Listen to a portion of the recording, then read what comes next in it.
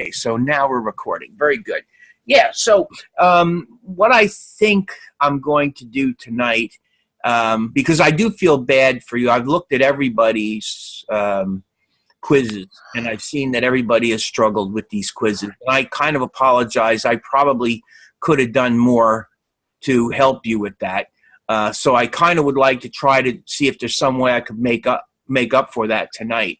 So I have planned something that I think will help quite a bit with your quizzes, the quizzes that you're going to do, this final quiz. The first thing I just wanted to point out is that one of the questions has to do with keyboard shortcuts in Adobe Photoshop. So I just wanted to point out that I put an announcement in here that has a link for you that you can go in, and it will give you a page. Actually, there's, well, no, I think this one is the one that, yeah, this is the one that shows the majority of the keyboard shortcuts, at least the basics. And I think they're pretty much keeping it on a basic level. So when you get to the point where you're doing the keyboard shortcut part of the quiz, you can go in and you can grab this link, open this link up, and it'll take you into Adobe. So it's right there for you. You don't have to actually look it up in advance. I'm kind of warning you in advance that one of the things that's going to happen is they're going to be talking about keyboard shortcuts. So I'm letting you know that, and I'm also giving you a link so that you don't have to struggle to find it. I understand that these exams, what do they give you, 30 minutes to take them? Like 90, I think. 90? Okay, well, 90 minutes. That's a good amount of time, but still in all, you know, you're nervous. I know when I take an exam and I'm not prepared for it, you know what I mean? If it's like a surprise exam and I don't exactly know what's going on with it, I know I get nervous, so I'm sure that you do too. But I hope what I'm going to provide for you tonight will make it a little bit easier on you. I mean, that's my goal, okay? So the first thing is the help with the quiz, and that's that link right there, keyboard shortcuts, okay? So I've addressed that. Now, the next thing, what I'm going to do is I'm going to bring Photoshop up, okay? Now, take a look at the horse. Mm-hmm. What do you see on the horse? There's holes in it. So how do you fix that? Oh gosh! And every quiz I got this wrong, and now I'm just brain dead. That's all right. That's why I'm doing this with you. I'm getting you ready. This is the course. This is the quiz. What did you do with this to fix it? Raven, what about you? Sorry, what was the question? How would you fix what's wrong with this horse? First of all, what's wrong with the horse? I see spots. So how would you fix that? Have no clue. What? Have no clue. Oh, okay. With a large brush. No, actually, there's an easier way to do it. But that was the correct answer on one of the quizzes, I think, last week. All right. Well, this is how you would fix this. And this is really, I find it a little bit strange that this is in the quiz because it's not something that we really used very much.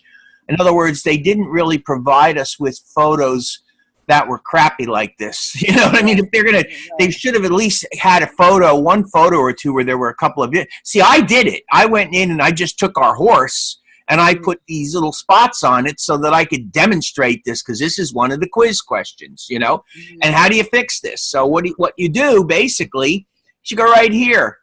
Oh, Band-Aid. Yeah, you go to the spot healing brush tool. And then you come out and, you know, you can make the healing brush as big as you want or as small as you want. Mm-hmm. And just for your information, when you're doing the spot healing brush, okay, and I'm giving you this as my advice, when you do this, you don't want to go like this. You don't want to come out there and spot heal that, okay?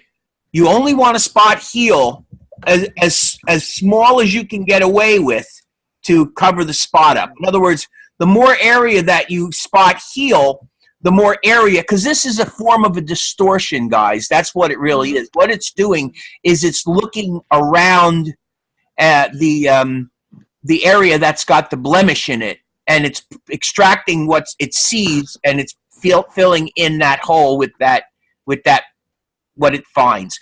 And maybe in a way that makes the rationale for this question make sense, because when we're working with this tool right here, right, the quick selection tool, what the quick selection tool tries to do is it tries to reach around and find the parameters of the object. Right. When you look at this horse, he's pretty much dark all the way around.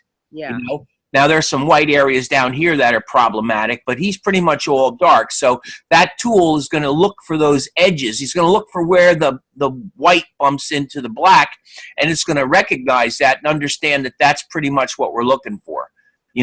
So what this does is something kind of similar. You click on that, and you see how that basically makes that spot go away. And if I hit it right, there you go. I got rid of it. Okay? And I'm just going to clean these spots up. All right, and you see that that's what it does. It just cleans the spots up. Well, that makes a lot more sense than use a larger brush, because I got that right, and that was the correct answer. Yeah. Because sometimes you can't use a larger brush. Yeah. Well, this particular question asks you, when you're touching up and cleaning up these blemishes, okay, there's a couple of choices that it gives you, and it asks you which choice would be the right choice. And if you watch what I'm doing, I'm just cleaning them all up. See, I'm cleaning them all up. They're all going away real nicely because this is the right tool for doing it, for that kind of a thing. Okay? And they all just basically go away. Even that one up there goes away, and that one right there. All right? Perfect. So that would be one of the questions that you have to deal with, okay? So now, basically, when we're working with masks, that's the next thing. When we're working with masks, okay, we start off. The question, I haven't given you the question yet, but I'm kind of building up to it. So when we're going to do a mask for this horse right here, the proper mask for us to use would be the channels, all right? And we would look at the channels, and if we absolutely had to, we could use this channel because there's good contrast. This is better contrast. Yeah. This is the best contrast, okay? Now the question is, here's the question. The question is, once I've determined, all right, and actually there's one other step I got to do here. Let me bring this up a little bit. And see, this is always in the way. This is what I don't like about these stupid panels. Here we go. All right, so the first thing that I would do is I would duplicate the blue channel and call it mask, okay? There we go, mask. All right, so now, if I wanted to correctly turn this into a mask, what I would do is I would increase the contrast of this mask channel that I created, right? How would I do it? Oh boy, got me on a bad day, Bill. Well, that's why. But this is the point. This is what's in the quiz, and I'm trying to prepare you. So I'm showing you how to do all this. The question is, all right, and it leads up to this. The question is, how do you increase the contrast of this mask? Right. What you do is you go up to Image, Adjust, Levels, and you bring the Levels dialog box up, okay? And what you could also do is you could hit Control L to bring up the Levels dialog box, okay? Control L. See, remember, well, actually, I did mention it to you. They are asking you about keyboard shortcuts. So you may find a keyboard shortcut mentioned in the exam. So don't be fooled by it, okay? Because that's part of the exams. They're going to be talking about keyboard shortcuts. So Command L or go to Image, Adjust, Levels. And then, of course, you can go in here, and if you remember what we do is we just bring up the contrast by dragging this towards the white. That's what we're doing. When you get that little ghosting around the outside like that, what do? You drag this over like that and make that go away, and you end up with a pretty nice overall outline of that horse, okay?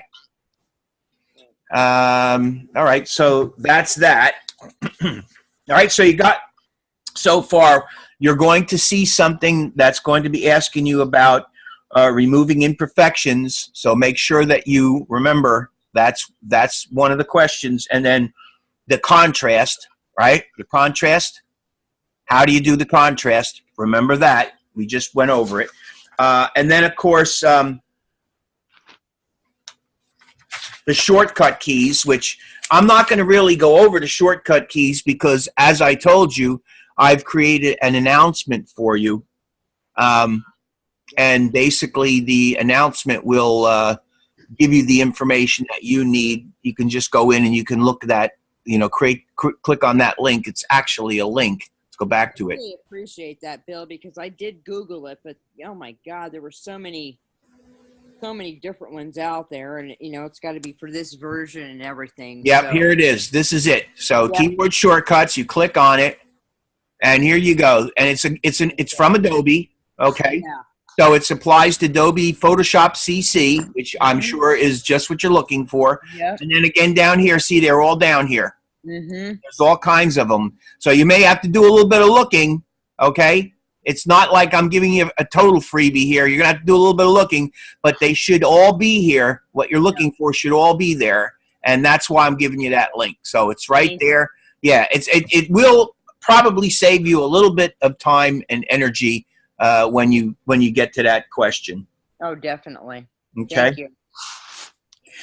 All right. Now the next question asks you about when you're creating selections.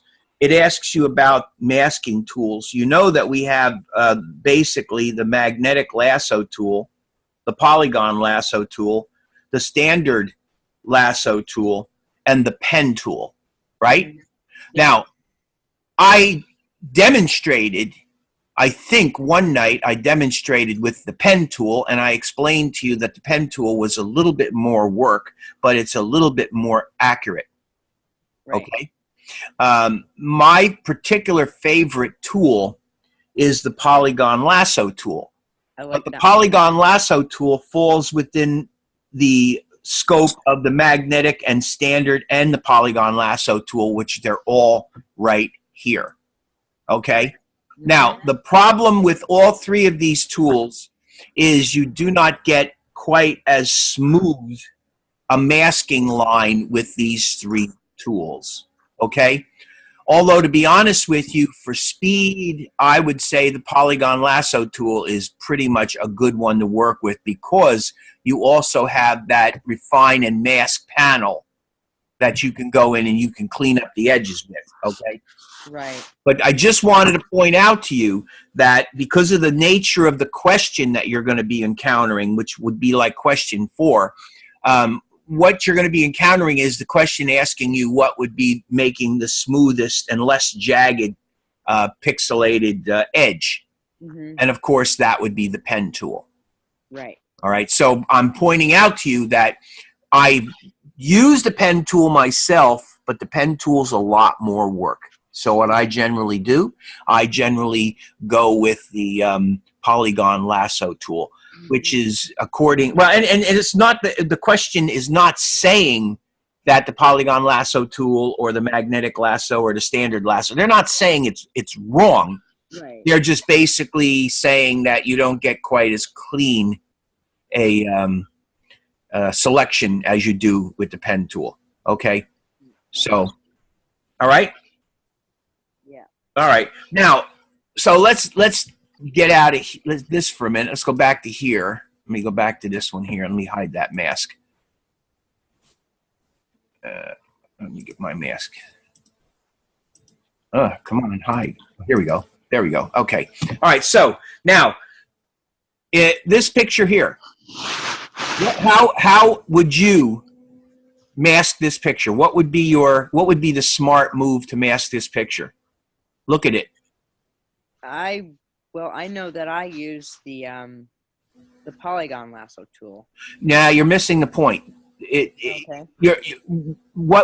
How did I just mask this? Channel. Oh, I see what you're saying. Channel. Yeah, Raven said that. So basically, for an image like this, I would use a channel. Do you know why? Because this picture has great contrast. Contrast already. Yes, incredibly good contrast. It's a dark picture against an absolute white background. So the easiest way and the most reliable, most mechanical, the swiftest way to do this is to simply go in and do a channel, duplicate a channel and go in and pump up the levels and make a mask that way, okay? So keep that in mind, Lori. That's the answer here. Is that you're basically going to be looking at picture. It's not going to be this picture in the exam, but there'll be a picture that's similar to this, and they're going to ask you how you would go about masking this. What's the logical way to go? And you would say what? Channel. Yeah. Okay. Got it. Thank you. Yeah, no problem. Now, here's another picture. Whoops. Let me see. Where are you? I guess I shut it. File open. Hold on a minute. Let me go to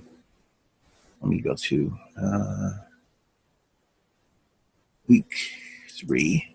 Let's go to, nope, week 2 actually. There we go. Week 2. And let's see, dress 1. Good. Okay. So, how do you think you would go about masking the dress in this picture? How did we do it? Gosh, should we use? We didn't. I don't think we used the channel. No. Why wouldn't we use the channel though? Think about it for a second. Why wouldn't we use the channel? Because we didn't want to separate the lace from the dress. Well, the problem is that's not quite it. The problem with this is even though the dress is kind of like a, I don't know, maybe like a wine color, and it's pretty strong, it gets very close to some of the gray areas of the picture behind it. So you don't have the level of contrast that you have in. So if I look at my channels, watch. You see what happens? I remember. Look at that. You see how that almost blends into the background? And if you go to green, now this one actually could work, but it's still not even if I go to let's go to Control L, all right? See if I bring levels up, all right? See what's going to happen is this is going to happen, and I'm still not going to get enough separation. See how I'm not getting enough separation? So I'd say the polygon lasso tool. Or either actually not the polygon lasso tool. Or no, not the polygon, the quick selection tool. Quick selection tool, yeah.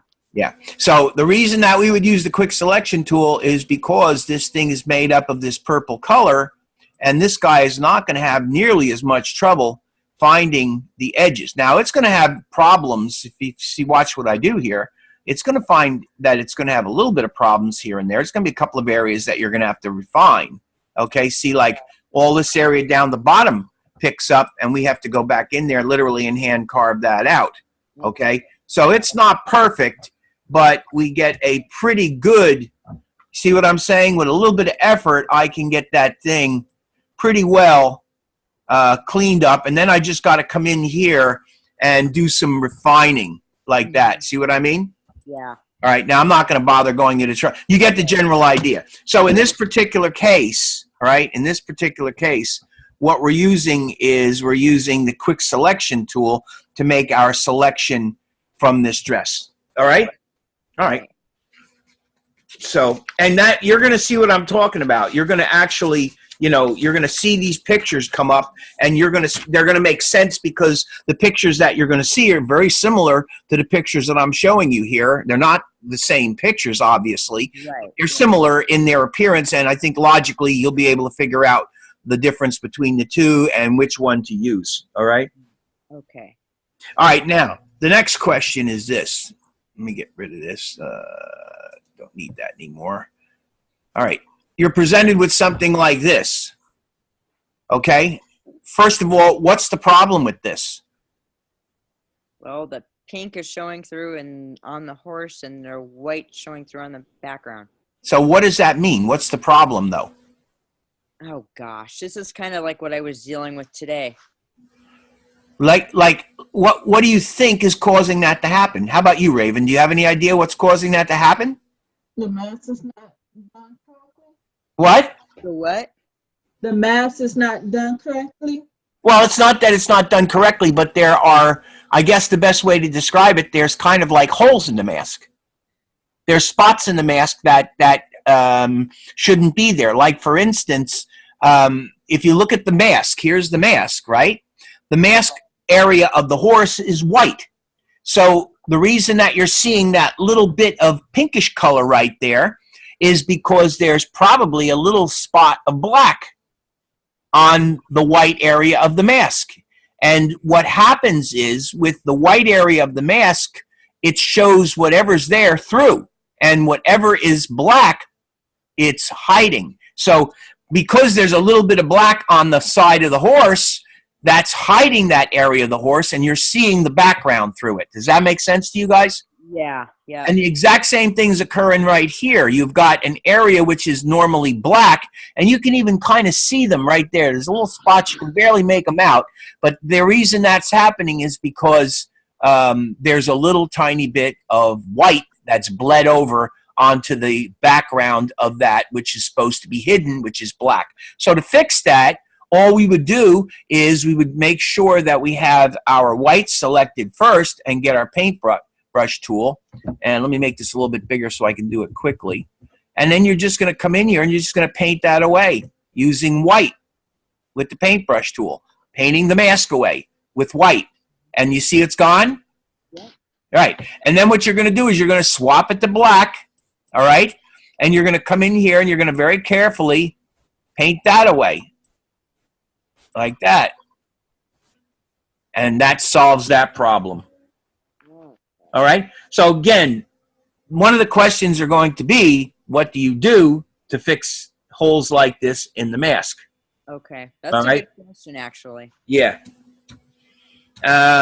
Okay, now the next question is a little bit more difficult. It asks the kind of things that you can do with the mask. And basically, the list, pretty much what's on the list, if I'm not mistaken, I think you can pretty much do it. The only thing I think you can pretty much do first of all, you can feather the edge of the mask, okay? You can select it and feather it. You can copy it. You can lower the density of it. You can change its color, and you can invert it, all right? Mm-hmm. So that's one of the questions it's going to be asking you. What can you do with a mask? Oh, okay. All right. Okay. And then finally, how do you disable a layer mask? Do you guys remember how we did it? I don't. When I say disable it, I don't mean throw it away, because I can actually come and click on this thing and drag it and drop it in there. And you see it'll say, do you want to throw this mask away, or do you want to mask the layer before removing? I'm going to hit cancel because I don't want to do that at all. And that's not what the question is asking. Wouldn't you just turn the eye off? No, because that would turn the entire layer off. All right, you want to disable that mask, okay? Right-click it. Yeah, what? Sure it's not Right-click it. Right-click it and do what? Disable. There you go. That's exactly right. Oh. Okay? And then if I want to bring it back, I just right-click it and enable the mask, and it comes back on. All right? So, I mean, that's it. That's the exam. There's nothing more to it than that. We've gone over it. If you feel you need to, you can, rewatch this part of the video. And keep in mind that I do have that link. I do have the link for you for the question about the keyboard shortcuts in announcements. So hopefully now all of you will have a much better shot at getting a better grade on the quiz, because we've gone over it and you kind of know what's going to be happening in the quiz. Right. Very appreciated. All right. So, Lori, are you still having that problem with your project? Yes, I am. Okay, so here's the deal. I have some things that I want to do, but I think it's going to be an early night because I don't have as much as I have had the other night. So what I'll do is I'll save you for last. Is that okay? That's fine. Raven, you okay with your work? I haven't started. Oh, you haven't started. Okay. So today's Tuesday. Wednesday, I'm not available in Blackboard, but Thursday I'm available in Blackboard from I guess it's 8 o'clock till 11 Okay. Mountain Time, and then Friday I'll be available from 9 o'clock till noon Mountain So Time. 9 o'clock in the morning. Yeah, that's AM. That's right. 9 o'clock to 12 p.m. Mountain Time. And then on Saturday from 8 o'clock until 12 o'clock Mountain Time. So if you guys need any help, you can find me in those time frames. So, all right. So the next thing I'm going to do is just to get it out of the way. And I'm surprised, Laura, you didn't submit anything. I have some stuff that was submitted by Bruno. Mm-hmm. So I thought what I would do is I would just take a look at Bruno's work, because he did say that it would be okay for me to do a review on his work. So here is his. Yeah, I just honestly today was so weird. I just didn't even. I had other things I had to take care of. Yeah. So here's Bruno's week. Here's Bruno's week 1 project, and I mean he did a perfect job with this. The problem, of course, is if you just take a look at the dog, the little dog, it just the video is so awful. Look at it jump, and I mean he could have probably fought with that and made it a little more obvious. But you see, the problem is if you really watch it, it jumps like crazy. Watch this area here. It's jumping around like it's ridiculous. It's a terrible, terrible video. I just don't know. And I don't think it would have been possible to really make it much better than what he did. So unfortunately, he did a great job with this. And I think most of you who submitted the assignments did, right? It wasn't that difficult.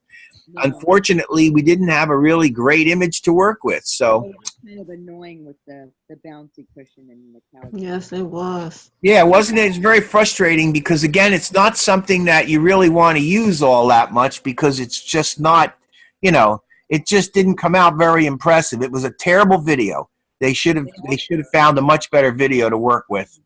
I think they all bounced. What? Yeah, they all did. Yeah. They were all probably part of the same video, you know what I mean? They're probably taken the same way, and they were handheld. They obviously didn't have a tripod when they were shooting it, Yeah, coffee table, something. Right. So that's that one, and he also submitted his week 2. So let me go file open, and let's take a look at his week 2, because he did a really good job on week 2. Really did a good job on week 2. Go to Bruno, week 2. And let's go view 100%. Boom, there we go. And yeah, you can see there's the original.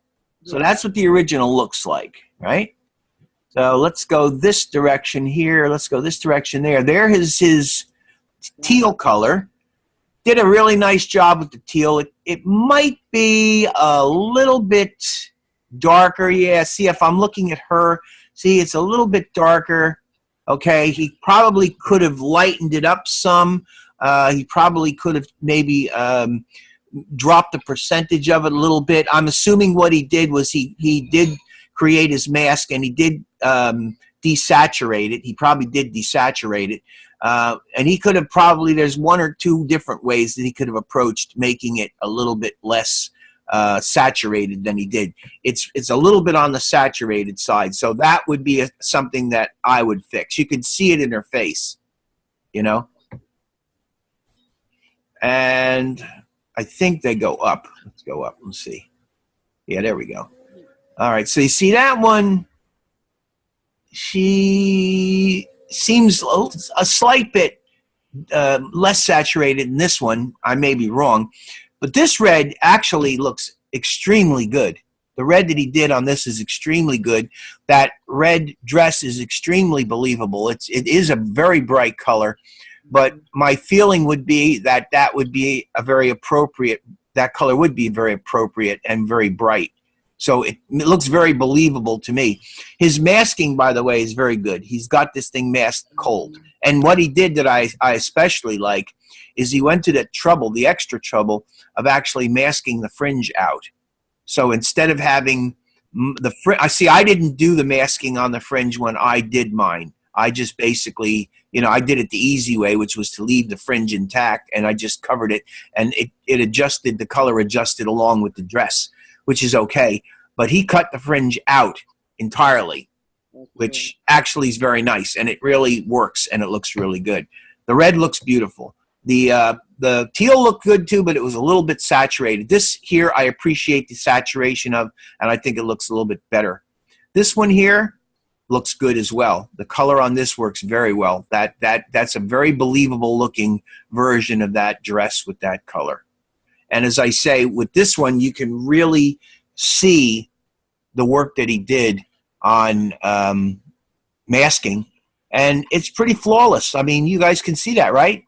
I can't find any spot anywhere where there's a flaw. It pretty much is good all the way around. Did a really nice job with his masking.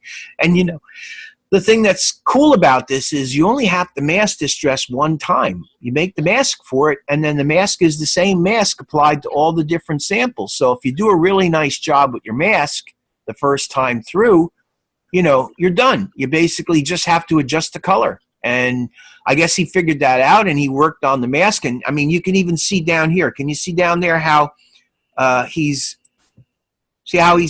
cut that fringe out? You can easily see that fringe area was not overcolored. So he really did a number on it. He did a good job, really nice job with this. And there's the green. I guess it's supposed to be that green. This color is his mask is perfect, but this color I'm not exactly sure. It looks to me like it might be a little bit darker. Could possibly be a little lighter, but it's still pretty good. I think that the two really good ones, the ones that I really like, this one I think works really well. This one I think works really well. This one I think is pretty good. I really do. It's not that bad. And this guy over here is a little bit on the dark side, I think, but it's very rich. And I think, again, the kind of dress that she's wearing really looks right. Very rich and saturated like that. He might have just overdid it a little tiny bit with his saturation. See, the problem is he submitted this as a JPEG. So I don't really have access to his Photoshop file, so I can't really look at how exactly he did this. There's several ways it could have been done, and he might have used brightness and saturation, or hue, saturation, and brightness. He might have used that. I don't know. I'm not sure without actually seeing. So again, I'm at a loss with that, but I'm looking at it from my standpoint, and it just looks a little bit dark for me. The others are, I think, much better. This one just is a little dark. But good overall. What do you guys think? I think he did a great job. What about you? When you guys did this project, did you find it very difficult to do? No, I really enjoyed doing it, actually. How about you, Raven? Did you have any problem with it? Kind of, but it wasn't that hard. I see one little error that he made, it looks like. I think. Hold on. Well, what it looks like is, it looks like he might have forgotten to actually cut this part out. See, all the other fringe has been cut out. But I'm looking at this, and I'm seeing that suddenly looks red instead of, might have actually missed that. See how that's green? Yeah. Yeah, that's a little bit of fringe. That probably should have been, if he was cutting out all the fringe, that probably should have been. Now, you don't see it too much on this one, but on the red and the green, you see it. Let's see what you see on the teal. I think maybe you see it on the teal. Now I'm just nitpicking. See, now it doesn't look so obvious. It doesn't look so obvious on the teal. But on the red, you see what I mean? See how you see that? Yeah. Yeah, that becomes very obvious there, and it becomes very obvious there. So it looks like he might have just missed cutting that one piece out. It looks like he got all the others. He even got this one in here. It looks like he got, but that one looks like he might have missed, and that's why that's happening. But as I say, overall, really good job with this. Very nice. All right, now let's see. One more he's got here, and that's this one right here.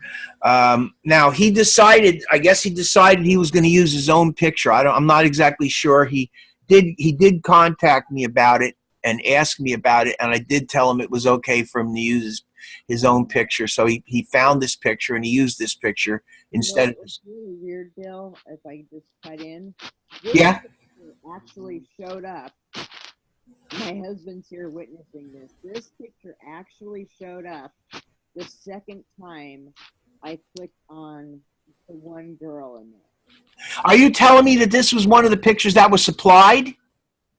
It was, but you couldn't see it because I tried, I downloaded all the pictures and I accidentally clicked on, the girl. I think she had like a white veil with purple or something. Yeah. I clicked on her again and this exact image came up. Really? See, I never saw this picture. I didn't have any idea that this was one of the supplied pictures. I thought this was one of the pictures that he went and got himself. No, this actually came up on my screen the second Well, I'm glad you told me that because I had no idea. And I don't know how that's possible. I mean, it's just a JPEG. Yeah. But it popped right up and I went, huh. Yeah. So I have some critique on this particular one. I like the fact that he did, if you look carefully here, he did merge that background photo. See that little line there? I believe that's from the other photo. I believe that's the sky from the other photo, if I'm not mistaken. Yeah, that is. Yeah, so he actually did merge the two pictures together, okay? And he did a pretty good job overall, masking her and masking the horse. Look at the tail. Beautiful, huh? He nailed the tail very well. And this works all nice in here. Here's my complaint. Here's my problem. It almost works. Here's my problem with this. My problem with this is that you have done all this wonderful work to build this centaur, right? And then you put the type on top of it. That's what I was thinking. Yeah. So I mean, it works okay, but the problem is that there's this area at the top where she could have been maybe brought down. The size of her could have been maybe a little smaller. She could have been moved down. This could have been brought up to the top, and it would have probably made a whole lot more sense. Whereas now you've got the type right over top of the centaur, and I mean, it works and then it don't work. It is, in my opinion, not the best solution. I would have probably, if anything, put a centaur story at the top, okay, and maybe leave the New York Times bestselling author Tina M. Nelson at the bottom, move it up, and then perhaps figure out somewhere to put The World Is Ready. That might have made more sense. It's just the way he did it. He has this, and this is, I believe, is week 3. So he may change it in week 4 this week. I believe, yeah, this is week 3. So my critique for him would be that he rethink the layout of these elements, because this is wonderful and fun and interesting, and this is not. This is very dull. There's nothing much happening here. So my feeling is that a centaur story probably should be at the top. This could come down a little bit. I have no problem with a New York Times best-selling author, Tina M. Nelson, at the bottom, and then he just has to figure out where to put The World Wasn't Ready. Maybe that goes underneath the centaur story. I'm not exactly sure. You have to play with it. But my feeling is that, this is just a shame in a way, because this copy's right over top of all his good work, and it isn't the best solution. It almost takes away from the centaur. Yeah, one thing I do like, though, is he went to the trouble of incorporating color into the text. So he did a nice job working on bringing color into the text, which is a really good thing. Yes, I like Again, I unfortunately, I don't think I have. I think that's a JPEG. Let me just see here for 1 second. Yeah, see, this is, again, it's a JPEG. He didn't send me the PSD, so unfortunately, I'm at a loss to be able to actually open this thing up in Photoshop and examine what he did and really get into the weeds with what he was doing and what he didn't do. You know what I mean? If I had the Photoshop, I could probably talk a whole lot more about this. but I don't. I just have a JPEG. So the only thing I can do is give a cursory examination of what's there and tell you what I think. I like the fact that he's added the color to the text. I think, and he did it. He picked nice colors to go with it. I think that color scheme works very well. His background works really nicely. And his type, even though it is over the horse, it isn't the worst thing I've ever seen. But my problem with this is he's got that sky behind her that just is not doing very much. You know what I mean? And it would seem to me more logical to have that stuff up towards the top and have her down towards the bottom, not being covered by the text. You would get better bang for his buck, so to speak. Mm-hmm. What do you guys think? I agree. I really do like the colored font, though. What do you think of his masking, though? I think his masking's incredible. Yeah, I think he nailed it big time, didn't he? Yeah, that tail that's impressive. The tail, look, even here, look at the hair. Look at the little, see that little bit of hair there? He managed to get that cleanly.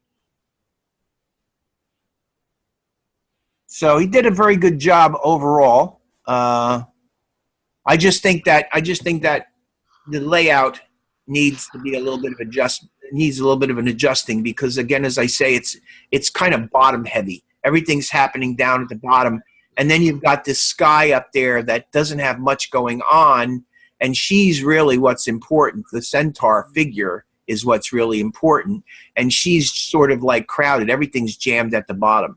So my feeling is that probably should be dealt with. I would, since this is week 3, he's got week 4 to reconsider the arrangement of these elements. When you guys work on this, you have to think of the arrangement of your elements. You know, what's the most important element? What's the next most important element, and so on and so forth. All right, and I believe that's it for Mr. Bruno. Yep. Okay. So that's that. We've been through the quiz. We've looked at Bruno's stuff. Let's say no. Let's get rid of this guy here. No. All right. On to the masthead. Now, here's what I wanted to show you guys. So you were supplied with this. A Centaur story, New York best-selling author Tina M. Nelson. And part of the reason why Bruno might have used the copy the way he did was because this is what he supplied. He was supplied this. Now, the problem with this is we weren't given, all of us got the same thing. We weren't given live text. This is not live text. This is just some graphic is really what it is. It's just some graphic that they produced. Now, what I did was I created type to show you what we should really have gotten. This would have been much more flexible. So I have this here. Now, I didn't have the exact font that was used for the Centaur story. So I had to come up with something. Let me go to final submission here because that's going to be next. Let me close this out. What I want to do is go to Window, Arrange, and let me go to Tile Vertically. Okay, so what I'm trying to show you here by doing this, and again, like I say, I didn't have that particular font on my computer, so I tried to use a font that would be as close to it as possible.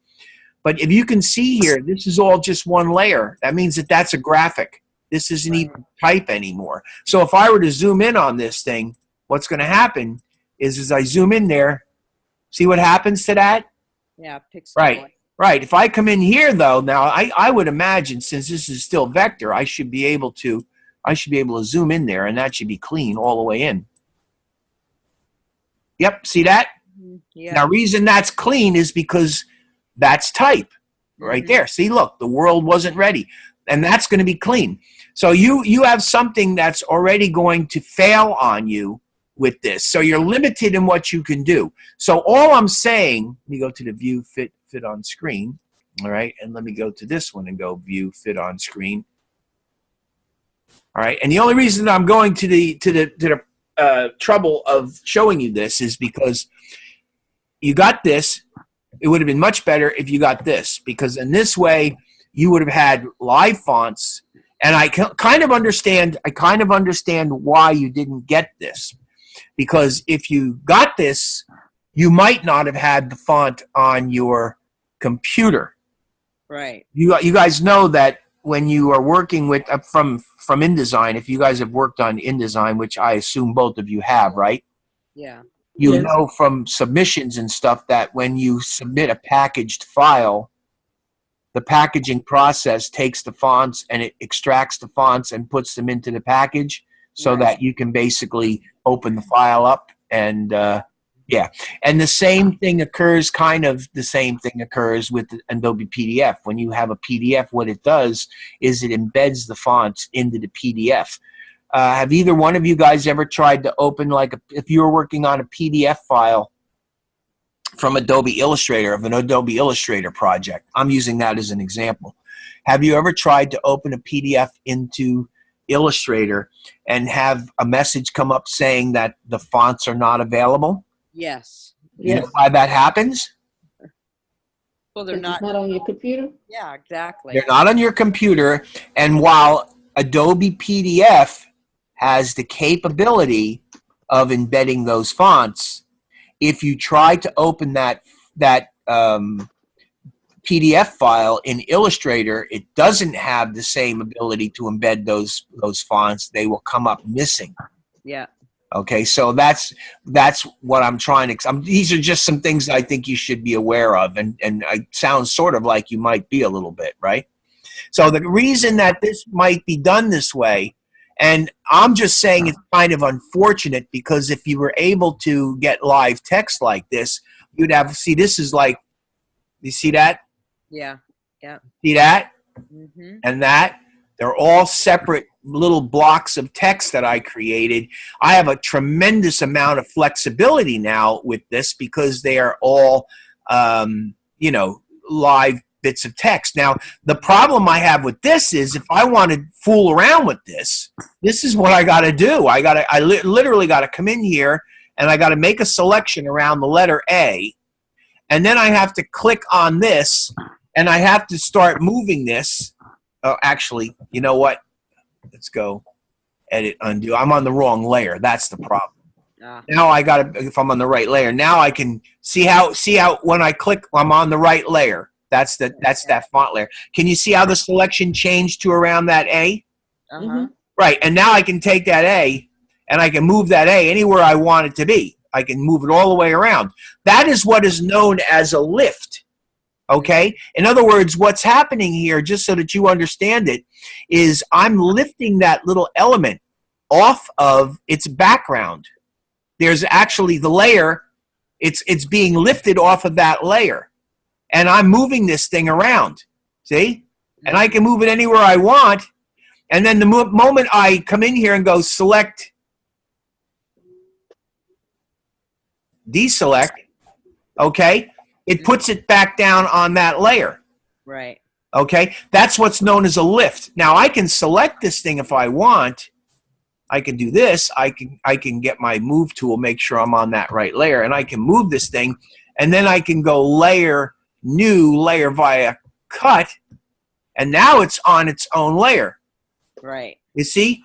But what I'm trying to say is that this is all, I have to do this kind of thing because I don't have this going on. Exactly. I mean, this is like not live text anymore. I can go in there right now if I wanted to. I can come in here and I can select this font, and I can go in there and I can change that font to Berlin Sans. See? And I can get something that looks like that. I can't do that with this. All right. Now, I'm not saying I wanted you to do that. I'm just trying to point out, because they gave you something. I'm just trying to point out what the difference is, what they gave you, and what live font really is. And it's an important thing to know, because a lot of time when you're doing projects like this, you're probably not going to be actually given font like this. You'll probably be given live font like this. And you have a lot more freedom with that than you have with this. This is kind of like baked in the cake, so to speak. Whereas this here, you know what I mean? You actually have ingredients that you can do more with. Am I making any sense at all with this? very much. Yes. Yeah.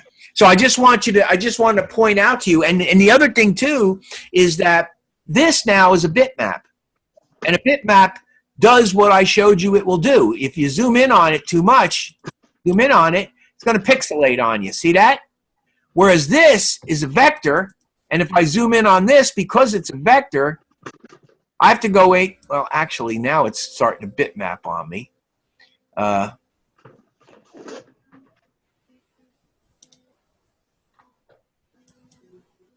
But I think I can zoom in a lot further with this. What happens is when you get to the point where it's too big anyway, but you still get, it's still a vector, and it's still going to be cleaner than this. But at a certain point, this all pixelates. But it's still vector. Okay, let me use this. All right, so anyway, no, still didn't get it. There we go. Okay. Yeah, so anyway, this is a bitmap. This is live text. This is what this looks like. This is what this looks like. This is what you got. Okay. So if you're going to do a move such as what I did, all right, you move this thing up. This is actually I have this on separate layers. Let me get these things back into one layer. I'm gonna hide this. I'm gonna go layer, layer, merge visible. There we go. And now that's put back together again. Let me bring the background back. You have to move this thing up. Now what I can do is, if I wanted to, I can come over here and I can select this thing, and then I can get my move tool, make sure I'm on that layer, and I can select that like that and go layer, new, layer via cut. All right, and now I got that layer. I can take this layer and I can move this layer all the way up to the top. I'm just assuming that I want to reverse things. So I bring that all the way up to the top. I can now take layer number 6, which is the world copy. World copy. Okay, and then I can move the world copy down to the bottom, and I've reversed it. Okay. So does that make sense what I did? Do you have any problem with what I did? Does that, you understand? No, makes perfect sense. Yeah. So I'm just basically selecting one area of the text, which is that, using a regular old rectangular selection. I'll do it again right here to show you. You just select like this, get your move tool, make sure that you're on the layer that this exists on, and then just use the up arrow key to engage it and start moving it. And then I can go layer, new, layer via cut. And what I've done is I've cut that to its own layer, and I'm going to call that Nelson. All right, Nelson. And then what I can do at Nelson is I can move Nelson alone. See what I mean? So if I wanted to play around with the organization of these elements, I have to do this. Whereas here, if I go edit, undo, let me undo this. Let's go step backwards. There we go. Here, I already got that done. This one here, all I got to do is select the layer, and look, I can move that layer up. Okay? And here's the New York Times bestseller. I can move that down. See what I mean? Right. Okay, but you don't have this. This is what you have. So I'm trying to show you that if you are in the mood to play around with these bits of copy, move them around, that's kind of how you're going to have to do it. What I did over here is what you're going to have to do. And you will then be creating layers. This will be my story layer, right? So that's got the story copy on it. See that? And then there's your Nelson layer. And then you've got the world layer. And there's actually all from one layer, and all I did was I selected them and I moved them a tiny bit to get the selection around the text. And then I went layer, new, layer by a cut.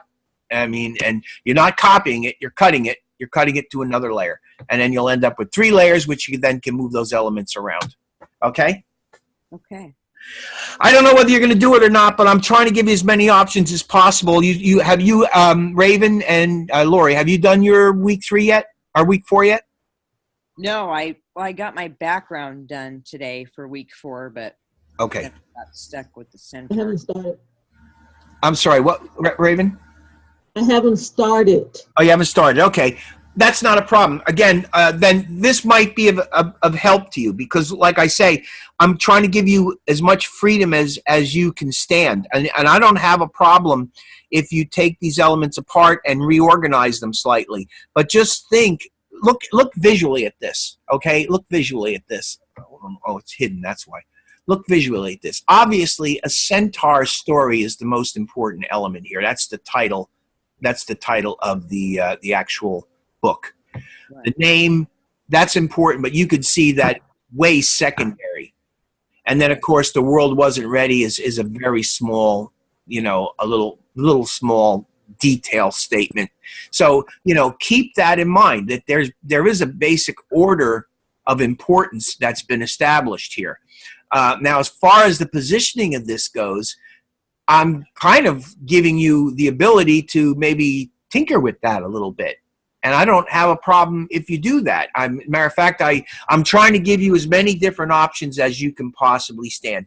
If you decide not to tinker with it at all, fine. You don't tinker with it, you know. If you decide to tinker with it, I mean, you could even do something like maybe, let me go window, arrange, consolidate the tabs, and let me get into this one here. Okay, so, no, that's the one I want. If I wanted to, I could actually take this story tab and I could go edit, transform, scale. And if I wanted to, I could actually scale this down a little tiny bit. You know, I mean, I wouldn't go and scale it down ridiculously, but by scaling it down a little tiny bit, I now have a tiny bit more space that I've allowed myself, you know? So again, I'm trying to give you some things that you can consider doing once you get working on this, so that you can end up with something that looks as good as possible. Okay.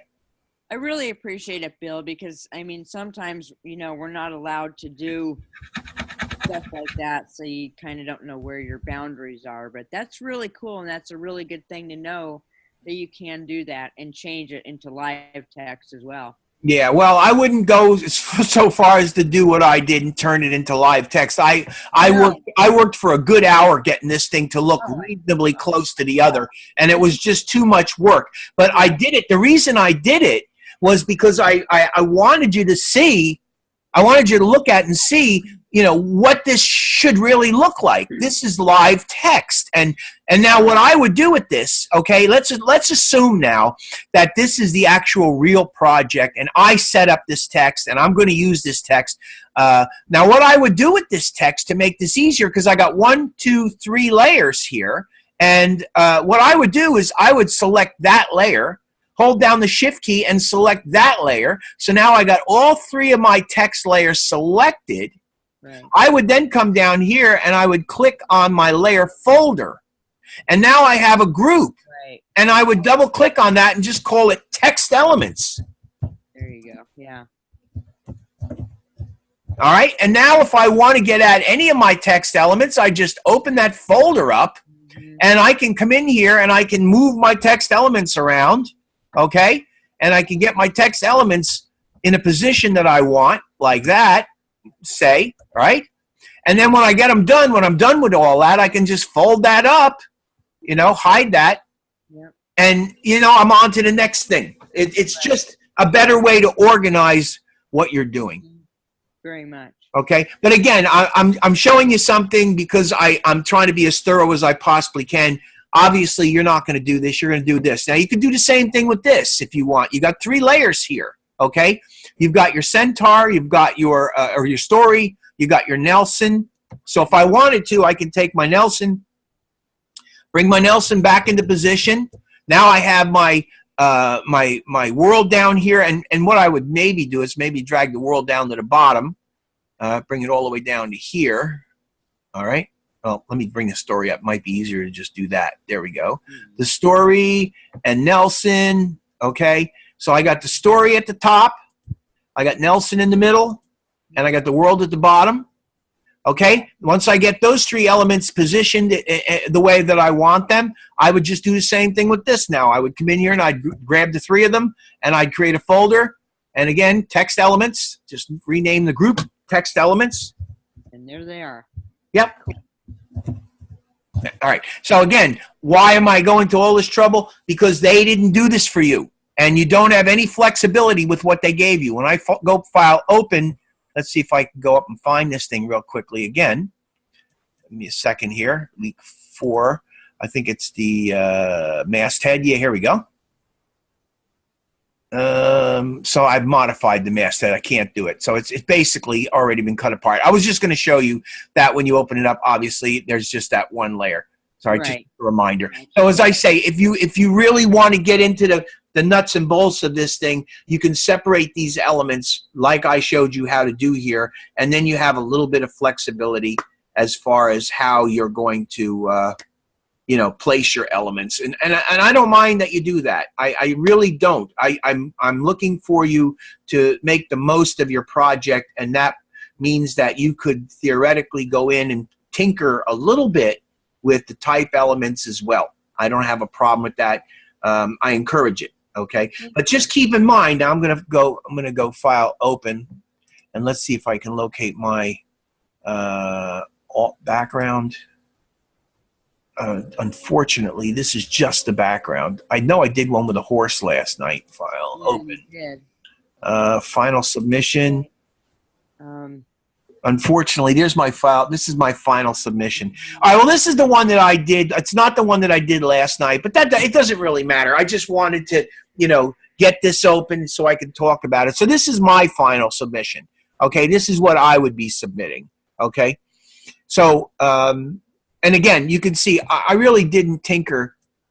I didn't really tinker with the text here.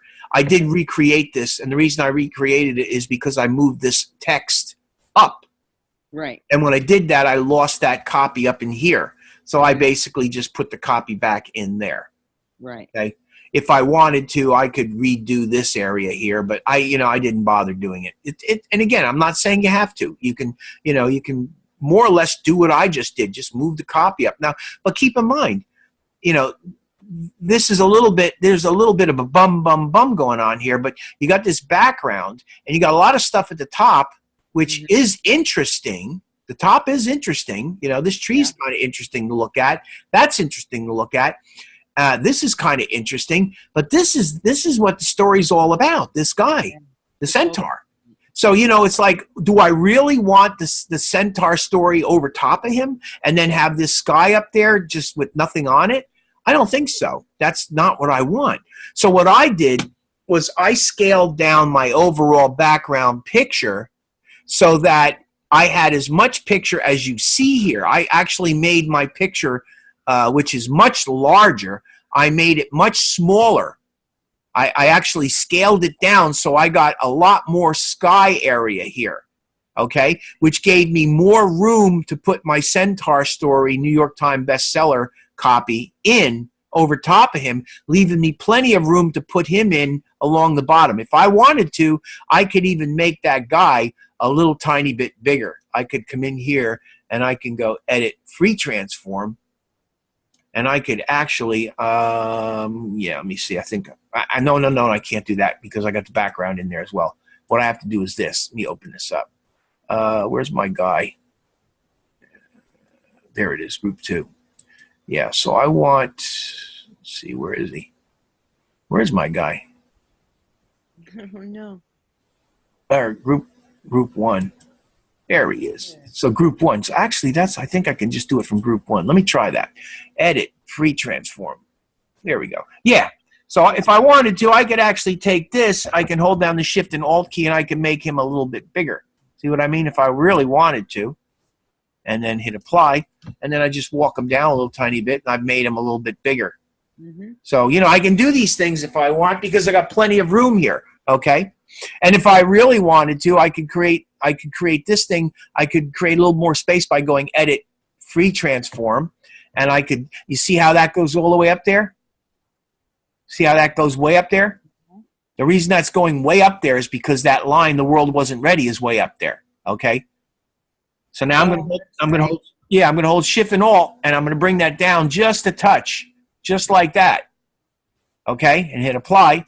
And there you go. See, I actually think that even looks a little bit better as a composition. I Because, like that. Yeah, because the horse is what's really important. The centaur is what's really important. So that's pretty good. So now that you've got your complete composition done, the trick is to save this thing, all right? And what I want to do is I want to show you, first of all, I'm going to go image, hold on a minute here. Where am I going here? Mode, and I'm in RGB. So now what I want to do is I want to convert this to CMYK because, well, actually, you know, before I do that, I have to put one of these things up onto Behance, don't I? Yeah. So what I'm going to do is I'm just going to go File, Save As, and I'm going to go to my desktop, Final Submission. I'm going to just come in here, and it's going to be a JPEG. It's saved on my desktop. None for the mat. Quality 12 for now, and hit OK. And now I can go to my desktop, and there's my submission. So I'm going to go to Photoshop again and go File, Open, and let me open up Final Submission for my desktop. Open File, Final Submission. Where are you at? It is right there. Hit Open. There's Final Submission. I'm going to go Image Size, Image Size. Okay, so now here's the reason I'm doing this is because this submission, or this JPEG version is 300 pixels per inch and 6:9. Now you don't want it to be 300 pixels per inch to go into Behance. No. So the JPEG, what you're going to do is do what I did. You're going to start off by saving it as JPEG. Do you have any trouble? Do you have any trouble understanding what I did? You're okay with that? Clear on that? Yeah. Yeah. So you're going to come in here now, and you're just going to leave this. So basically, leave this alone. Actually, what you could do, if you want, is you could change this to pixels because we're going to actually be working in pixels here, and you're going to change this resolution from 300 to 72. Okay. So now it's going to be 450 pixels wide by 666 pixels high at 72. And hit OK. And you see now it goes down. Let's go View at 100%. And there it is. There's your image. That is a JPEG. If I go Image Size, 450 by 72. Okay? Okay. So I hit Cancel. And now that's it. That piece is ready to go into Behance. Okay, so you guys got that? Yes. Yeah, you've done this before, right, Raven?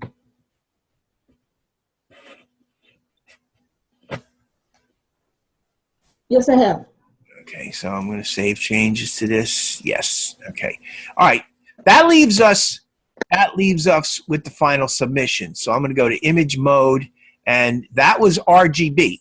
Okay, so what I did was before I actually went in and changed it from RGB to CMYK, I made my JPEG. Okay, so now I'm going to change this from RGB to CMYK.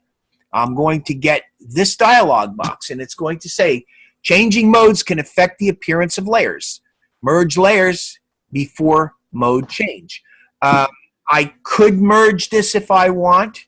I could not merge it if I want, or I could cancel, and I could go File, Save As, and I could call this Final Submission CMYK,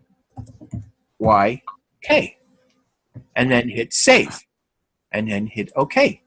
So now I have Final Submission CMYK. The other one, which is the RGB, has basically been released back out. You guys understand what I'm doing? Yeah. Yes. All right. So now what I can do is I can go Layer, Flatten Image. All right. Now, why I flattened the image is because this image now is, let me go to the image size and take a look. Let's go back to inches. See, this is 6.25, 9.25, right? And what did I tell you? In order to make this thing fit, we need 125 for each side. So 125 plus 125 equals 25, right? Right. We're talking about bleed, right, guys? Right. Yeah. Right. So you see, I've actually adjusted mine to incorporate that bleed. Right. Now, in the end, you don't really have to do that. I said you don't have to, but I encourage you to do it because it's the correct way to go. And you should really start doing things the correct way, and that is the correct way. I already had somebody submit one to me 6x9, and I looked at it and I passed it because again, that's what the instructions tell you to do. The only reason I'm telling you differently is because I want you to understand that there is an absolute correct way to do it. And that's what I'm trying to show you. Believe it or not, I'll have some students say, oh, Bill told me to do it differently, and I don't like that. But, the truth of the matter is I'm trying to teach you what's right. And, that size was not right, Right. Yeah. Anyway, so the resolution now, what I'm going to do with this is the image size. I'm going to leave the resolution alone on this one because this one is going to go to print. All right, so I'm going to hit cancel. I'm just showing you this. So image, mode, CMYK, and you're about to convert to CMYK using US web coded SWOP v2 profile. May not be what you intend to choose. A different profile, you can go into edit, convert to profile. So what's a profile? A profile basically is a method of setting up your CMYK. Now, the US web coded SWOP v2 profile is one of many. And I'll cancel this and I'll show you. Go to edit, convert to profile. Let's see where we at here. I haven't been in here in a while. There, one below. There we go. Okay, so here we go. This is convert to profile. So we have gray RGB lab CMYK. So basically, you can see that CMYK is selected because we've converted this to CMYK. See it? Mm-hmm. And your profiles are here. See all of them? Mm-hmm. All right, so what does that mean to you? It means basically that the working CMYK US web coded SWOP v2 is probably fairly generic. Mm-hmm. And that's why it kind of defaults to that one. The majority of the printed pieces would be either sheet fed or rolled. And web-coded, US web-coded would probably be one of the most common types. But if you're working in another environment, a printer might tell you, like for instance, see here, there's the sheets. Here's the US sheet fed coded too. So if the printer tells you that they're using the sheet fed coded V2, all you would do is you'd come in here and you would change it to that. But a printer would tell you this. You wouldn't do this on your own. You wouldn't know. It's what the printer tells you, okay? So I'm saying the profile that they have there is kind of a generic profile. It's a basic profile that's more or less used and recognized. Most of the printers expect to get it. If they have a real issue with it, they will contact you because you'll be working through or with a printer on this project in some capacity. And even if you're not the one that's directly working with the printer, there'll be somebody working through the printer who will come to you at some point if you don't have the right profile, if it's really dire that profile change. And that's all you would do is go in and change that profile. So when you save that way, and let's go file, let's go save as, or actually what did I, image, mode, CMYK, file. So let's go save as, all right, let's go save as Photoshop. I'm going to save this one on my desktop. Save. All right. And now I'm going to go file, save as again, or let's go export as, or actually, hold on, save as, I think is what it is. There we go. Yeah, save as. I'm looking for PDF. Where are you at? PDF right there. PDF. I'm going to save this final submission, CMYK Photoshop PDF. Hit save. Okay, so what did I do? Now, I saved the actual file as a Photoshop file, which is what you're going to submit to me, right? Mm-hmm. That's what the assignment tells you. Override the current settings, hit OK. And here's your, high quality print. So basically, and again, I'm just explaining this because it comes up. if you're working with Adobe PDF, there are different types of PDFs that you would be working with. You have high quality print, you got press quality, and you got smallest file size. Did anybody ever talk to you about any of this stuff when you were in any of the other courses? I think you touched on it before, yeah. Okay, so you're not hearing it. I mean, this is not something that you're overly familiar with. Right. So, okay, so it's not a waste of time then. No. I have Adobe PDF Preset 1, Preset 2, I have Build a Printer, and I have Carino. Those are all settings that I created myself, talking to printers about particular projects. All right, so just keep in mind that you can set up a particular preset and you can save it. Those shows you that I've done that 1, 2, 3, 4 times. This is for a guy that I do work for. This is for a particular printer that I use. These are just 2 presets that I use that I may not use again. I left them there so that I could show them to you, okay? But the important ones are the high quality print, the PDF X's, the press quality, and the small file size. So let's start with the small file size. If you're going to put something online, if it's going to be just something that's going to appear online, and you can, believe it or not, actually open PDFs online if there's a reader, if there's a proper reader in your browser, you can open up something that's a PDF online and you can read it. Theoretically, you would use the smallest file size. The problem I have with smallest file size is it has a tendency of it over extracts data and makes the actual piece look terrible. The only way I can explain that to you is try it one day. Try, when you're doing this project, try saving one as small as file size and open it up and take a look at it, and you'll see it looks really bad. So I generally don't use that particular setting very much at all. Only time I would use it is if I'm sending something to somebody that I know and I'm proofing it, and I want it to be as easy as possible, and the person knows, you know what I mean? Yeah. But I don't use it all that much. High quality print. There are 2 different types of printers that you can work with. There's printers such as the kind of printers that you get at a Staples or a Kinko's, like the color copiers, high-speed color copiers. You guys have a Staples or a Kinko's by you? You know what they are? Yeah. Yeah, so they have color copiers, right? So if you go to the color copier is a media type, just like 4-color process printing is a media type. And each one of these media, just like the web is, your computer is a media type. And each one of these media types have their own sort of strict rules. So, like, for instance, when we're working with pictures to go onto Behance, we're setting them up to 72 pixels per inch. Right? Because that's basically what your computer is able to display.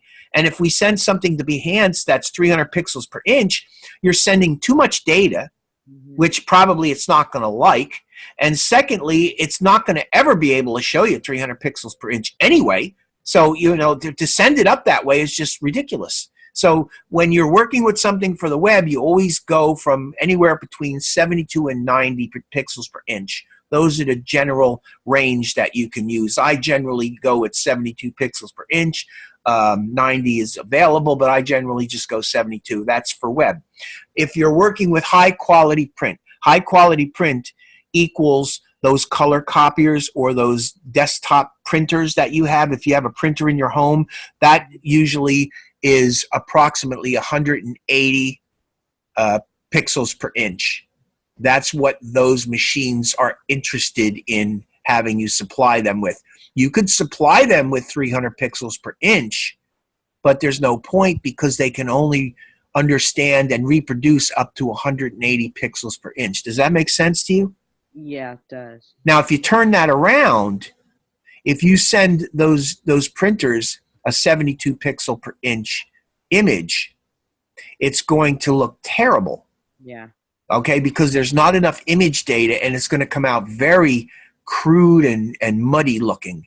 Mm-hmm. Okay, so it all comes down to, as a graphic designer, understanding your media types and knowing what to submit for what.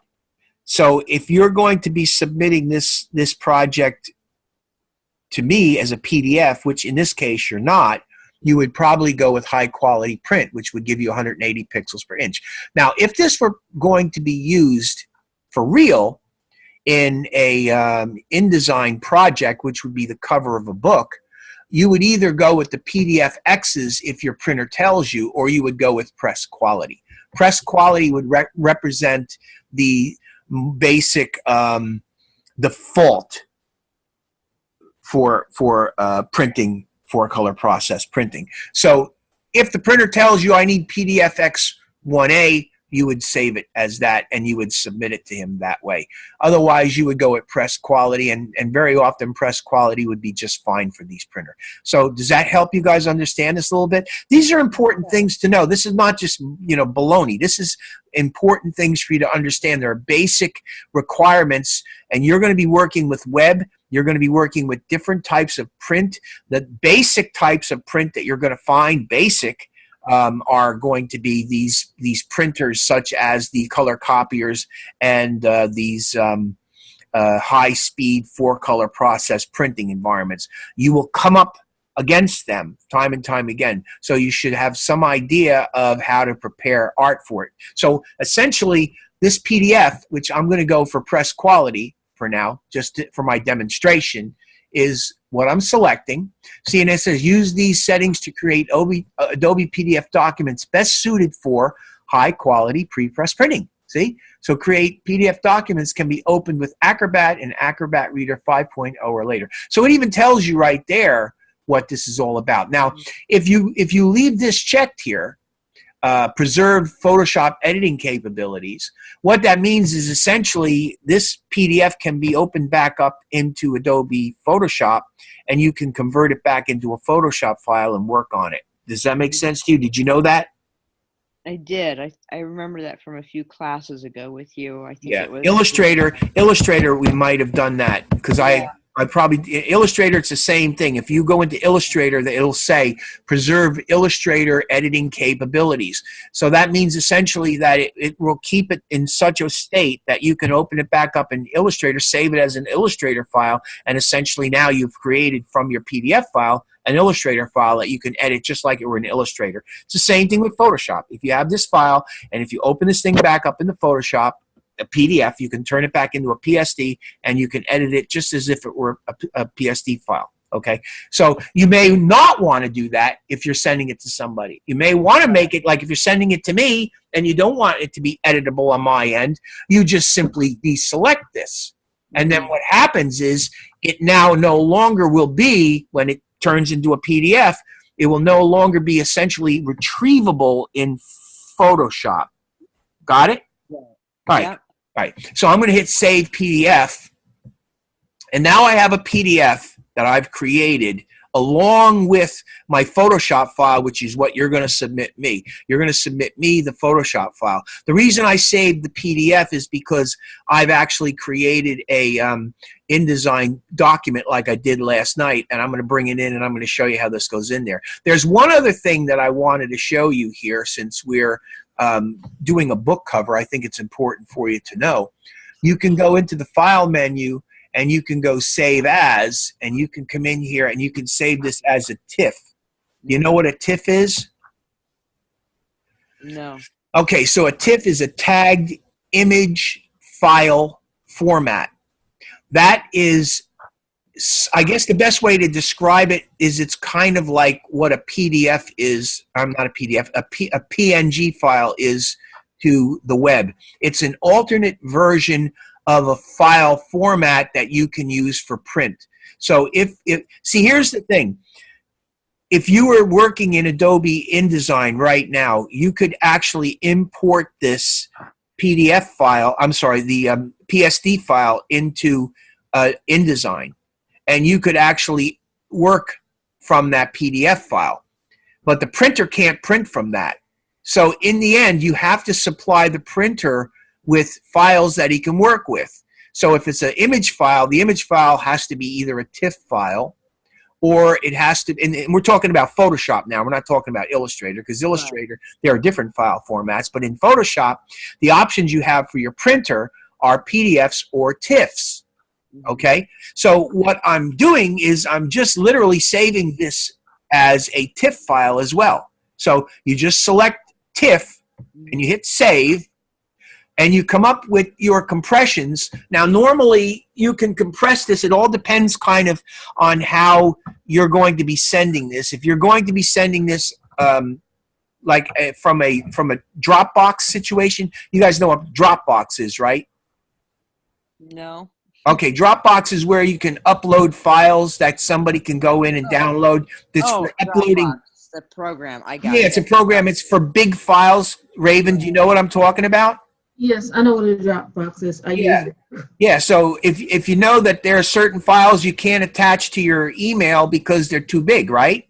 Right. So what you would do is you would go to Dropbox, and Dropbox gives you additional capacity to upload files. So that's what that is. So this gives you the ability to compress the image.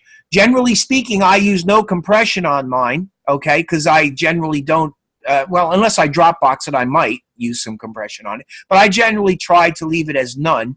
Now, here you can interleave or set it up per channel. I just basically leave the default set here.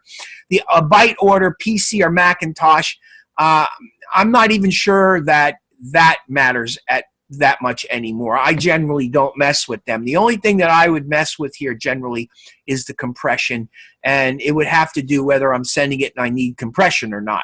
Generally, I don't. I just leave it alone. So I'm just telling you that as a general rule. I hit OK. All right. So now if I go to my desktop real quick, all right. Oops, that's not what I wanted to do. Yeah, come on. I want to minimize this thing. All right. Did I accidentally knock my screen off? No, you're on. Okay. All right. So I'll go to my desktop, and I just want to show you that this is my final submission. See that? Type TIFF file. See it? Yep. And here is my PDF. So what I did, just quickly, this only take a minute, I created this cover here. All right. So here's my 4 pages. Here's my front cover, inside, front, inside, back cover. So what I'm going to do very quickly, all right, is to just show you this. I'm going to come over here. I'm going to create a frame, and I generally use the frame that has the cross in it. I'm going to create a frame that goes from bleed to bleed all the way around. So it's bleeding all the way around for my cover. I'm going to go File, Place. I'm going to go to my desktop. And I'm going to find my let's try my PDF first, and hit open.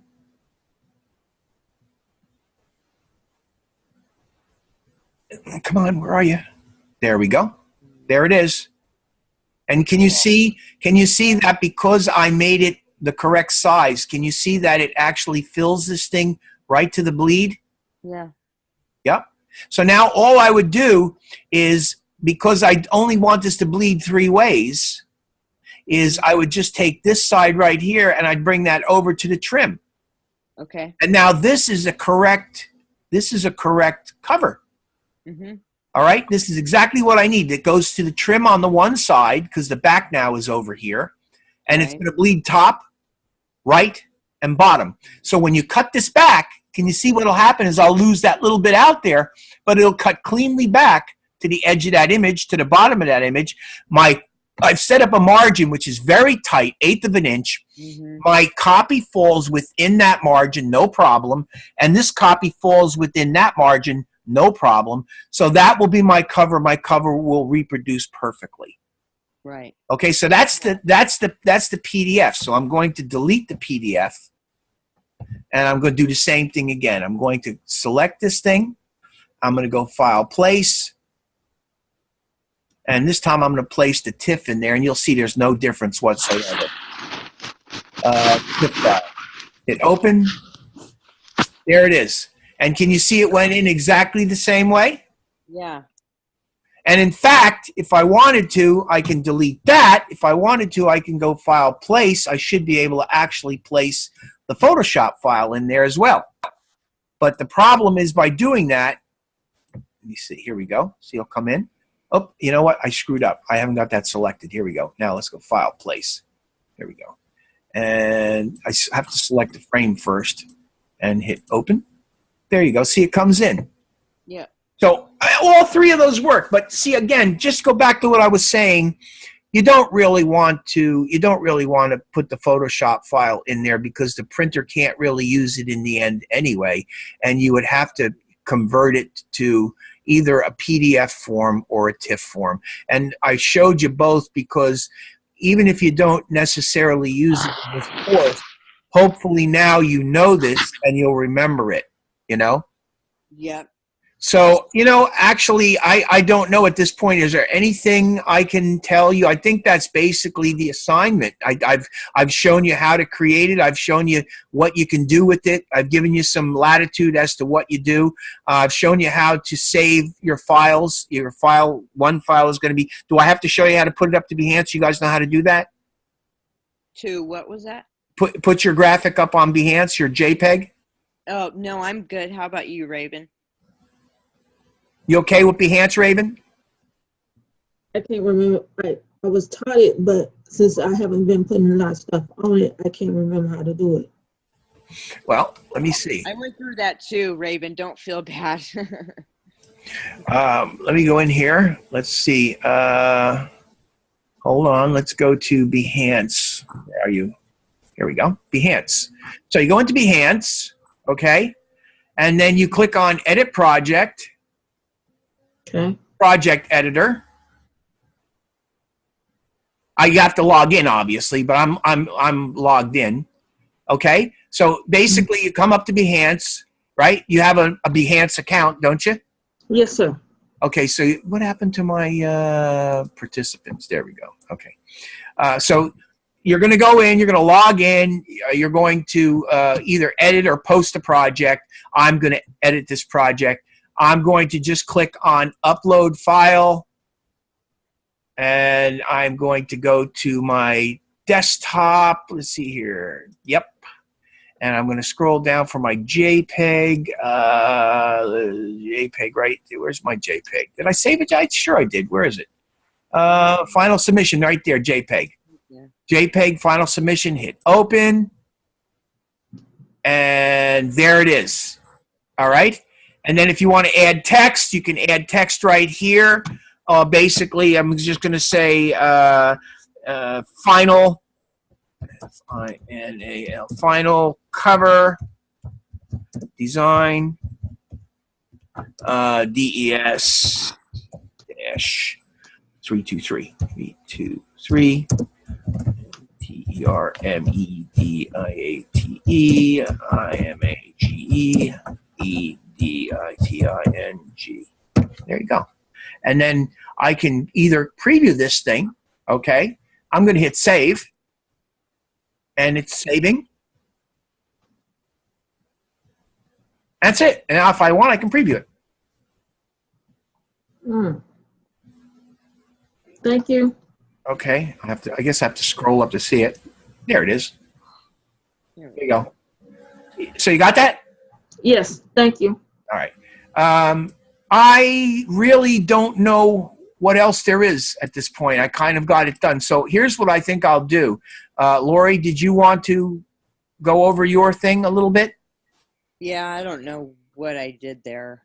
Okay, so why don't I do this? Let me stop sharing. And I should have sent you the PSD, and it was just... Well, do you want to do that?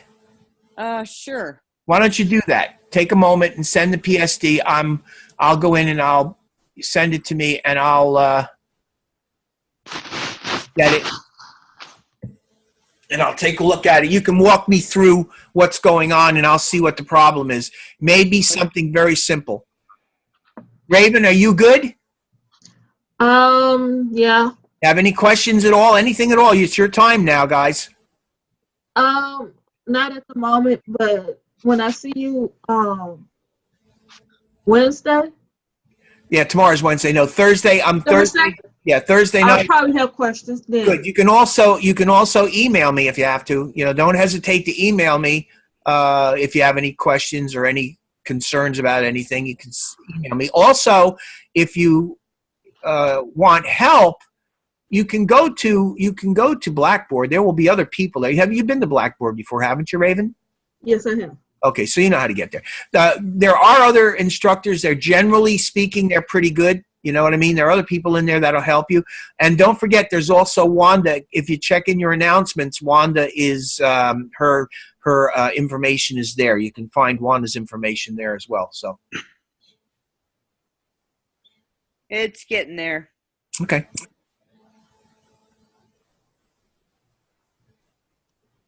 Like I say, there's no hurry because I've basically. I mean, is there anything that I've forgotten, guys?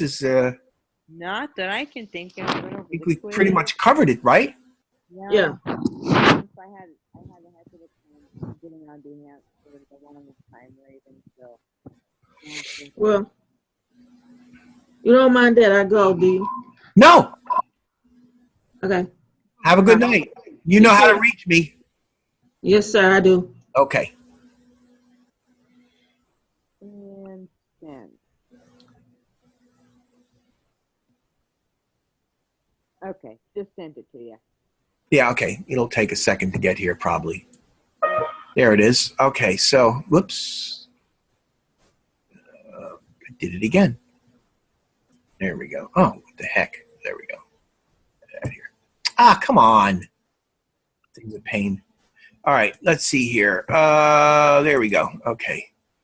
All right, so there we go. Let's download it. Here we go. That's what it is? That should be the PSD, yeah.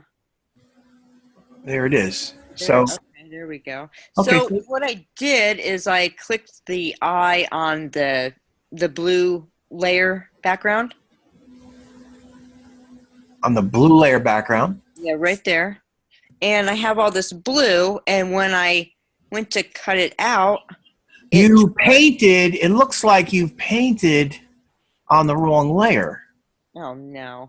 That's what it looks I like. knew I did something wrong with the layers. Hold on. Let me just see something. Yeah, see, you painted on the wrong layer. So how you would fix this, okay?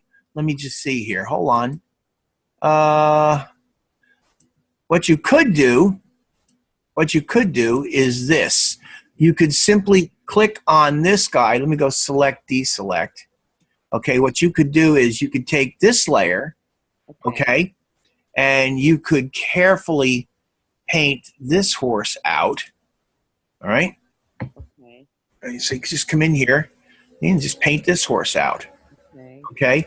And then what I would do is I'd come in here, all right, something like this, and I would carefully, you know, sort of like follow this guy's contours. Right. This, you know what I mean? Like follow along the contour here of the Okay. guy's torso and just sort of like work out that horse like this. Because that's what you did. You actually painted on the painted the wrong spot. Weird. But Gosh. I'm showing you how to fix it. Okay? Yeah. So now all you're going to do is go select. I would probably go select, modify, feather, and I would feather it by like 1 pixel. Okay. And then I remember you're on the mask, Right. got black because you're getting rid of it, Right. and you're just going to get your paintbrush and you're just going to paint that out. Now go select, deselect, and that's gone. And then all you have to do is come in here and modify his back somewhat. Let's Right. go along here, you know, bring his back up a little bit because it's too much back for him. I think I screwed it up actually. Oh no, that's okay. I got to do it anyway. Deselect. So I'll try it again. Just come in here and just kind of like, you know what I mean, work his back up a little bit so it's a little bit less of that. Yeah. Something along the line. Just you get the general idea of what Oh, I'm yeah. doing. I And just select, stupid. modify, feather. 1. And I'm only doing that because it helps make it look. See how it softens it just a tiny bit. Yeah. Yeah, and then you just paint it out. Paint that away. Select, deselect, and go view, fit on screen. See, and your back basically good. You bring this back up and you can see that looks pretty good. Okay, great. And you know, I can't believe I didn't see that last week because What you need to do, though, what you need to do, is you need to go into the horse, the mask that you're using for the horse, and you need to select and mask. right, because look at all the stuff around it. Yep. And you need to go to properties and put it against black. Black. Okay. And what you're going to do is come in here with this. And then just Going to very carefully paint out this stuff around his tail.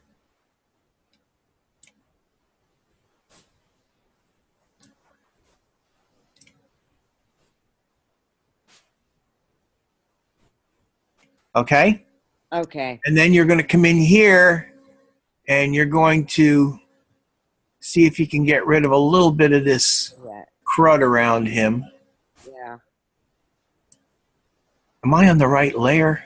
I think I am. Yeah, smooth it. There, that's getting better. Feather it a slight bit. There we go. And contrast it up a bit. And maybe walk it back a couple of pixels. Down. There we go. See? A little bit better. There's still a little bit of stuff down there. Let's see how it ends up looking. There you go. See, it's actually much better. It is. Okay. Now, keep in mind, too, you see, that's the important thing. The tail's cleaned up.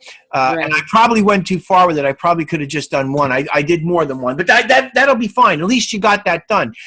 Right. This is going to go against the background of a picture. So, you know, when he gets put against the background of a picture, that little bit of haloing will be hidden as well.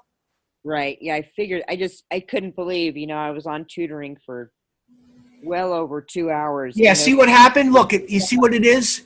Yeah, I was on the, yeah, look what I did, that mask. Oh, my God. You painted that. I did.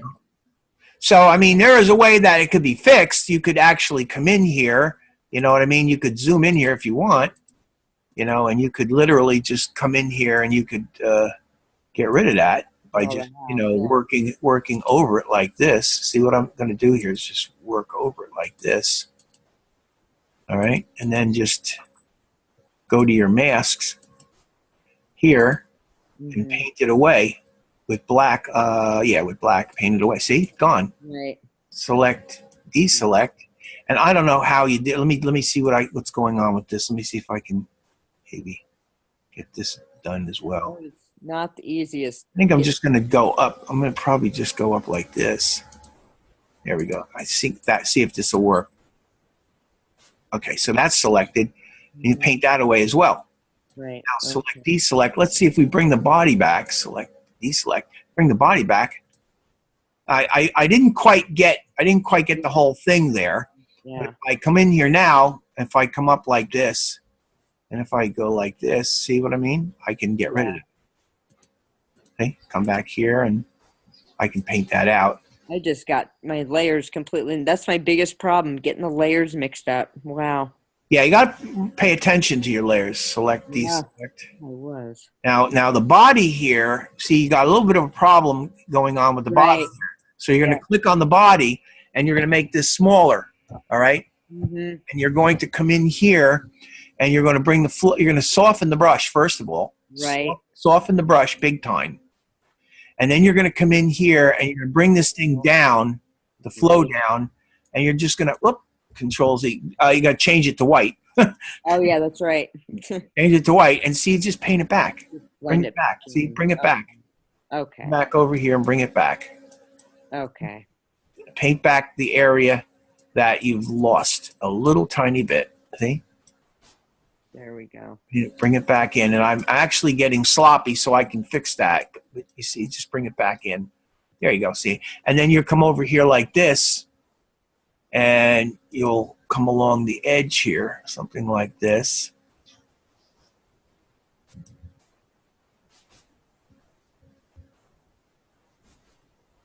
I don't know how far that goes up, and it's just like that, and then go select. Come on, you. Select, modify, feather, and then Y1, and then just switch it to black again, and paint that out. See, it goes away. Ah, there we go. And now, thank you so much, Bill. View, fit on screen, and that got rid of that problem essentially. Very good. Thank you. Yeah, you can still see it's there, and you just accidentally painted on the wrong layer. That's all. Exactly. And I really thought I was paying attention, thought I had it, and then went in there today and went, what the heck did I do? Yeah. So yeah, you're in shape. That's all you have to do. You think you can handle that? You can straighten that out? Yeah, definitely. Okay. So you have the option. You can either paint up this one, or you can go in and just do what I did. I just literally what I did was I just adjusted the mask and painted that away. That's all. Great. Thank you so much. Really. Okay. As I say, if you have any problems or any issues, send me an email. Will do. I think I got it now. Okay. Good luck. Thank you. Really appreciate it. Well, you have a good night, Bill. Thank you also for going over the quiz. No problem. You got good luck with the quiz. I probably should have done it in all cases, but no, you're actually the first instructor ever to go over it at all. So appreciate it. And I know that some of the questions are tricky, but yeah, it's all good. Okay. All right. Have a good evening. Yeah, Thank you too. very much. Bye-bye.